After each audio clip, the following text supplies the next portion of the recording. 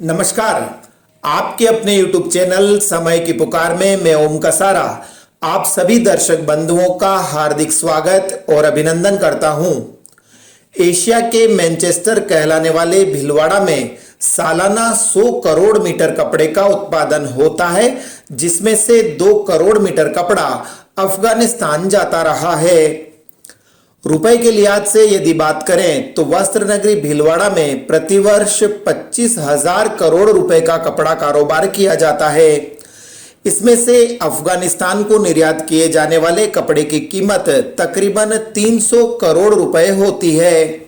यहाँ विशेष उल्लेखनीय बात यह है कि भारत और अफगानिस्तान के मध्य पिछले 7-8 वर्षों से कपड़े का यह कारोबार निर्बाध गति से होता रहा है, लेकिन अमेरिका द्वारा अफगानिस्तान से अपनी सेना को वापस बुलाने का क्रम शुरू करते ही मामला गड़बड़ा गया।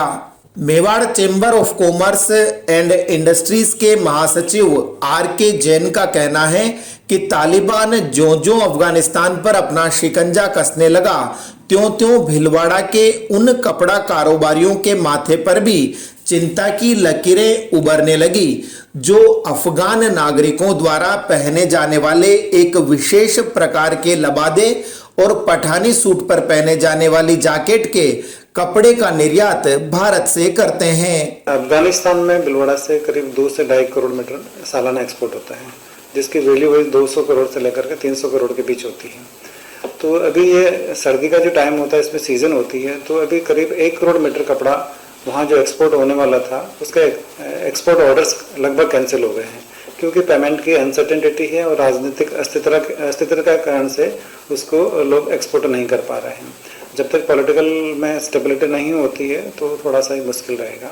जो पेमेंट का जो इश्यूज है, जो माल एक्सपोर्ट हो चुका है उसका पेमेंट में भी अनसर्टेनिटी होने के कारण से लोगों में डर बैठा हुआ है, तो लोग एक्सपोर्ट करने से कतरा रहे हैं। हालांकि अफगानिस्तान के साथ कपड़े का कारोबार कर रहे भीलवाड़ा के प्रमुख निर्यातकों में से एक राजू शाह का मानना है कि वर्तमान में परिस्थितियां चाहे जैसी भी हो, लेकिन कुछ ही महीनों बाद हालात पुनः सामान्य हो जाएंगे। तो अभी की स्थिति में तो सब रुकाव है, और अपने को इसकी धारणा ये बन रही है कि आगे ये फ्यूचर में अच्छा चलना चाहिए। पेमेंट्स वहाँ से रूटीन में अभी नहीं आ रहे हैं, वो रुके हुए हैं। आज का और अगले 1-1.5-2 महीने में पिक्चर क्लियर हो जाएगा कि ये इस किस सिनारियो पे अफगान और इंडिया का बिजनेस रिलेशन टेक्सटाइल के रिलेटेड से जो जुड़ा हुआ है और भीलवाड़ा बिजनेस से साथ में जो जुड़ा हुआ है वो कैसा रहेगा। भीलवाड़ा से ये मान के चलो 20 एक कंपनियाँ होगी, 18-20 एक कंपनियाँ जो अफगान को एक्सपोर्ट करती हैं। वहाँ के जो लोकल व्यापारी है ना सर, वो है अफगानी व्यापारी, वहीं के लोकल पठान लोग हैं।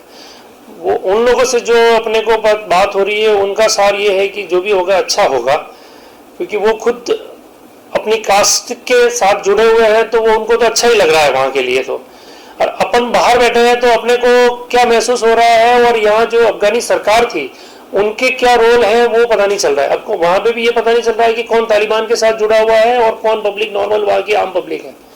इससे ये क्लैरिटी क्लियर नहीं आ रही है, और वो भी ओपन ओपोज में कोई भी नहीं आ रहा है अभी। उनको अच्छी खासी उम्मीद है, वो तो ये कह रहे हैं कि अब ये स्टेबलाइज होएगा।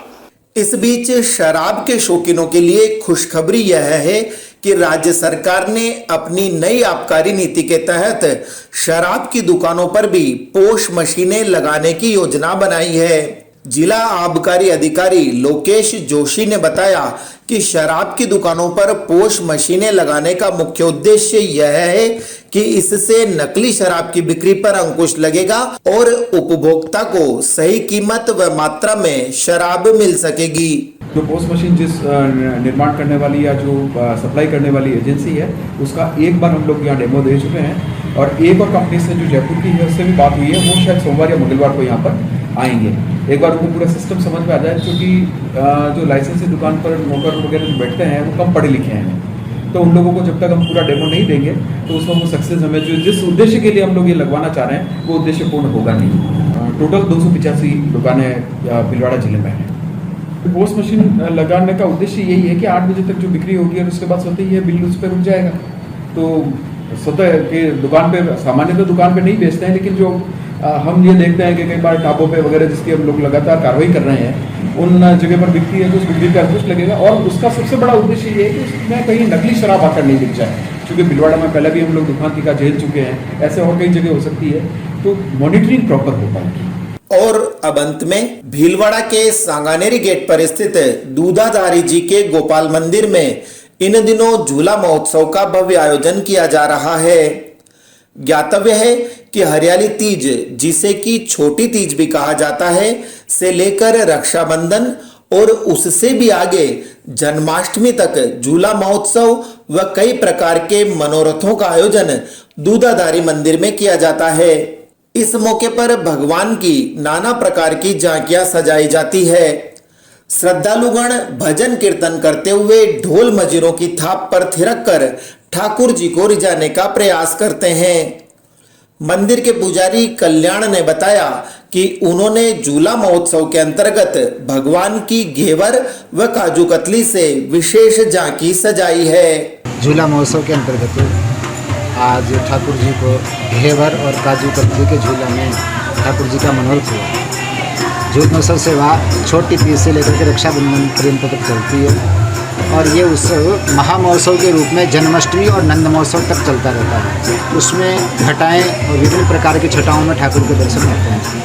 आज का जो मनोरथ है वह घेवर और काजू कतली के झूला के अंदर ठाकुर जी विराजमान है और ऐसे ही निरंतर कभी पंचमेवा के कई पुष्पों के झूला में ठाकुर जी विराज करके सभी भक्तों के मनोरथ को पूर्ण करते हैं।